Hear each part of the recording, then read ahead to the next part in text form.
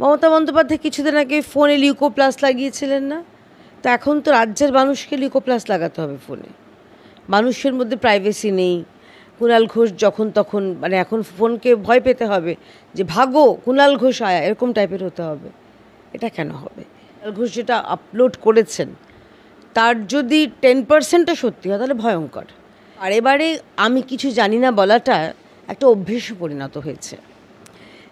আপনার মনে আছে নিশ্চয়ই ক্ষমতার শেষের দিকে বুদ্ধবাবু সব কিছুতেই উনি ক্ষমা চাইতেন। আমি ক্ষমা চাইছি, আমাকে ক্ষমা করে দাও, ক্লান্তি আমার ক্ষমা করো প্রভু। উনি মানে গত হয়েছেন, ওনার মৃত আত্মার অবশ্যই শান্তি কামনা করব। যে একটা শৌচাগার, একটা বাথরুমের উদ্বোধনে পর্যন্ত লেখা থাকে যে মাননীয় মুখ্যমন্ত্রীর অনুপ্রেরণায়, সেখানে এত কিছু ঘটে গেল। রোগী কল্যাণ সমিতিতে সঞ্জয় ঢুকে গেল, সেখানে সন্দীপ ঘোষের দুর্নীতি একের পর এক হয়ে গেল। আপনি কিছু জানেন না হতে পারে? মমতা ব্যানার্জি যখন তিনি প্রশাসনিক বৈঠক করেন, তার নিজের বিধায়কদের সঙ্গে মিটিং করেন, বিভিন্ন সময় বিভিন্ন বিধায়ককে বলতে শোনা গেছে যে কেউ বোম বাজছে, কেউ আবার কত খাবি, এরকম এত কিছু খাবার দরকার কিসের, হ্যাঁ এত, কেউ কত সম্পত্তি বানিয়েছে, এই কথাগুলো তো জানেন তিনি। 2023 সালে আক্তার আলী তিনি নিজে চিঠি লিখেছেন, স্বাস্থ্য দপ্তরকে, তিনি চিঠি লিখেছেন ভিজিলেন্স, রাজ্য ভিজিলেন্সকে, তিনি পুলিশ এবং নবান্ন সব জায়গায় চিঠি লিখেছিলেন। একটা না একটা জায়গাকার চিঠি তো তার কাছে যদি না পৌঁছয় সেটাও ব্যর্থতা। সুপ্রিম কোর্টের নিজেদের প্রসিডিংস লাইভ স্ট্রিমিং হয়, মহামান্য হাইকোর্টের প্রসিডিংস লাইভ স্ট্রিমিং হয়, আপনার নিজের প্রশাসনিক বৈঠকে লাইভ স্ট্রিমিং হয়। কাকে ধমকাচ্ছেন, কাকে চমকাচ্ছেন, আমরা তো কান পেতে কুণাল ঘোষ নই তো। আমরা আমার নাম দেখুন কেয়া ঘোষ হতে পারে, কিন্তু কুণাল ঘোষ তো নেই যে কান পেতে কোথায় কি মিটিং শুনবো। তো সেখানে দাঁড়িয়ে মমতা বন্দ্যোপাধ্যায় খুব স্পষ্টভাবে তিনি লাইভ স্ট্রিমিং করেছেন তার নিজের প্রশাসনিক বৈঠকে। এখানে আপত্তি কোথায়? প্রশাসনিক প্রধান উনি বক্তব্য রাখছেন, বক্তব্য শুনছেন।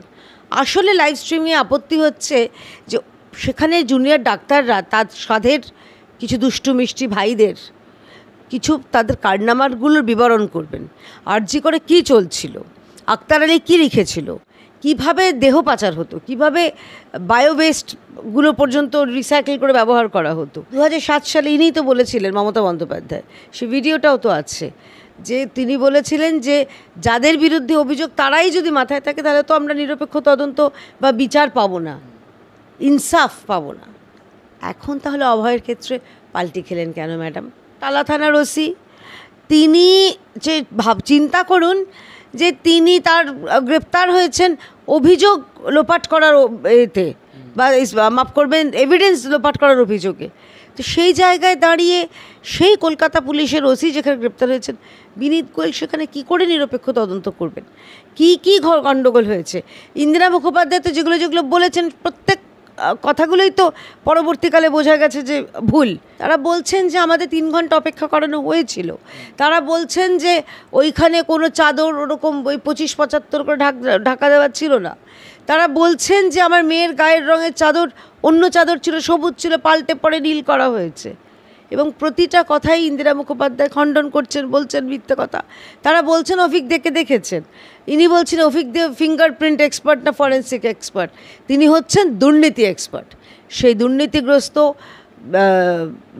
উত্তরবঙ্গ লবির একদম সক্রিয় সদস্য অফিক দে কেন ছিল এই রুমে?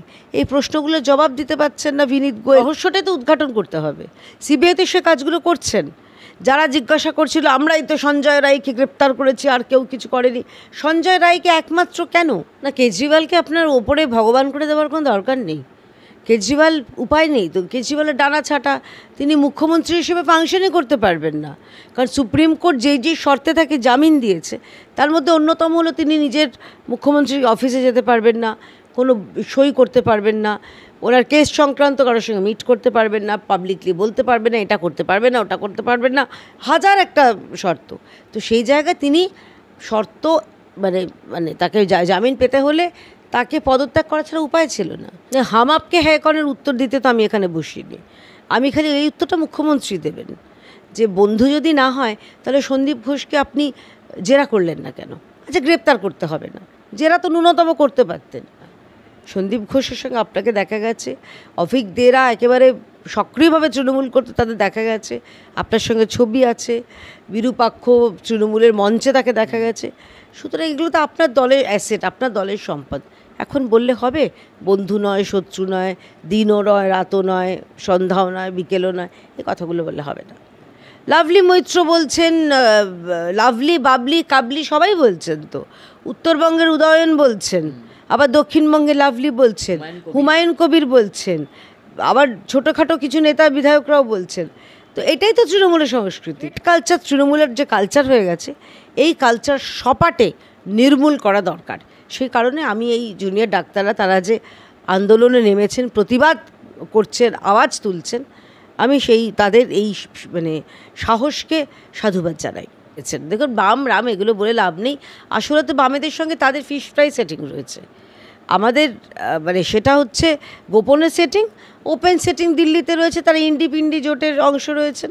সুতরাং দেখুন, এই যে নবান্ন ছাত্র সমাজ যে নবান্ন অভিযান ডেকেছিলেন, সেখানে বামেরা বলেছে আমরা অংশগ্রহণ করব না। কারণ কি? কারণ আমরা তৃণমূলের বি টিম বলে। কারণ কি? আমরা তৃণমূলকে সুবিধা করে দিতে চাই বলে। কারণ কি? আমরা তৃণমূলের সুরেই গান গাইব বলে। কারণ আমরা আন্দোলনরত জুনিয়র ডাক্তারদের যে আন্দোলনের মধ্যে রাজনীতি ঢুকিয়ে ভেস্তে দেবো বলে। এগুলো তো বামেদের স্ট্র্যাটেজি। তিনি যদি চান তাহলে তো অবশ্যই বৈঠকটা হতে পারে।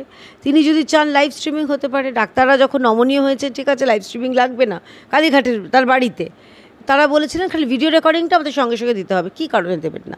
এই যে গোঁ ধরে বসে থাকা, এটাকে ইচ্ছা করে, এটা নিজেকে মানে ভিকটিম কার্ড খেলে সুপ্রিম কোর্টে নিজের কিছু পয়েন্ট পাওয়ার জন্য।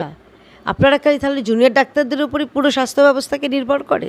অনেক হাসপাতাল রয়েছে, পিএইচসি রয়েছে, বিপিএইচসি রয়েছে, এই রাজ্যের কর্পোরেশন মিউনিসিপ্যালিটির হাসপাতাল রয়েছে, ইএসআই বা রেলওয়ের হাসপাতাল রয়েছে, প্রাইভেট নার্সিং হোম, প্রাইভেট হাসপাতাল রয়েছে। সেখানে তো জুনিয়র ডাক্তার নেই, সেখানে চিকিৎসা হচ্ছে না কেন? আপনার তো ওয়ার্ল্ড ক্লাস স্বাস্থ্যসাথী আছে, সেখানে রোগীদের বলুন, এনকারেজ করুন। এই তো সময় স্বাস্থ্যসাথীর বিজ্ঞাপন করার, যে দরকার নেই জুনিয়র ডাক্তারদের, আমরা বয়কট করলাম, আমরাও বয়কট করলাম, যাও প্রাইভেট হাসপাতালে স্বাস্থ্যসাথীর কার্ড দেখাও, চিকিৎসা করাও। তিনিও জানেন স্বাস্থ্যসাথীরাও পুরো ঢপ। উনি বলেছেন, পুরো যখন প্রশ্নোত্তরটা শুনবেন, যে এই রাজ্যে যেরকম নৈরাজ্য চলছে তাতে 356 লাগু করা প্রয়োজন বলে কি আপনার মনে হয়? তখন উনি বলেছেন, হ্যাঁ এইটা সঙ্গেরও মনে হয়, এবং এই বিষয়ে সরকার যা সিদ্ধান্ত নেবে সে তাদের সঙ্গে আমি রয়েছি। 356 তা নিশ্চয়ই মমতা ব্যানার্জি নিজেকে দিতে পারবেন না, এটা কেন্দ্রীয় সরকারের কথা বলেছেন। সুতরাং আপনারা, অনুরোধ করছে, আপনারা দায়িত্বশীল সংবাদ মাধ্যম, দায়িত্বশীল আপনারা সাংবাদিক, ভুল তথ্য ছড়াবেন না। উনি একেবারেই দ্ব্যর্থহীন কণ্ঠে বলেছেন এটা কেন্দ্রীয় সরকারের সিদ্ধান্ত, সংঘের মনে হয়, কিন্তু আমরা তো কোনো রাজনৈতিক সিদ্ধান্ত নিই না। যদি কেন্দ্রীয় সরকার এই বিষয়ে কোনো সিদ্ধান্ত নেয়, আমরা তাদের সঙ্গে আছি। অর্থাৎ 356টাকে পরোক্ষভাবে মাননীয় পরম পূজনীয় সরসংঘ চালক তিনি এন্ডোর্স করছেন, সমর্থন জানাচ্ছেন।